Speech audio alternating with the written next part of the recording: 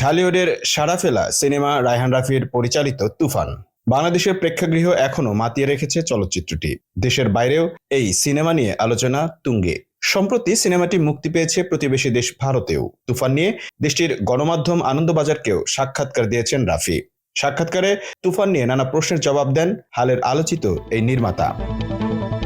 তবে সাক্ষাৎকারের শেষ দিকে তমা মির্জার সঙ্গে প্রেম ও বিয়ের গুঞ্জনের প্রসঙ্গ চলে আসে।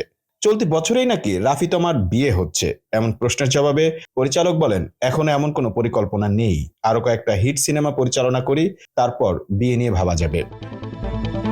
সুরঙ্গ অভিনেত্রী তমা মির্জার সঙ্গে রায়হান রাফির প্রেমের গুঞ্জন বহুদিনের।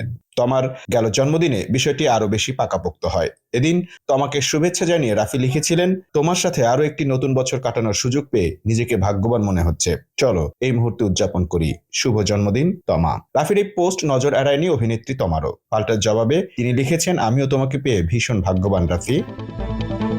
প্রিয় মানুষের কাছ থেকে জন্মদিনের উপহার প্রসঙ্গে অভিনেত্রী সে সময় বলেছিলেন, ভালোবাসার মানুষটি ঝুড়ি ভর্তি করে সব রঙের গোলাপ, বেলি, রজনীগন্ধা, টিউলিপ সহ পারলে ঢাকা শহরের সব রকমের ফুল যেন তুলে এনেছে। 20টি ঝুড়ি এসব ফুল নিয়ে হাজির হয়েছে আমার বাসায়। পৃথিবীতে ফুলের চেয়ে প্রিয় উপহার আর কিছু হতে পারে না। রাফির সুরঙ্গ ছবির ময়না চরিত্রে অভিনয় করে আলোচিত হন তমা। অনেকেই ধারণা করেছিলেন যে রাফির পরের তুফান ছবির দুই নায়িকার একজন হিসেবে তমাকেই দেখা যাবে, কিন্তু পরে আর সেটা ঘটেনি। আমন মাহফুজ, টাইম নিউজ ডেস্ক।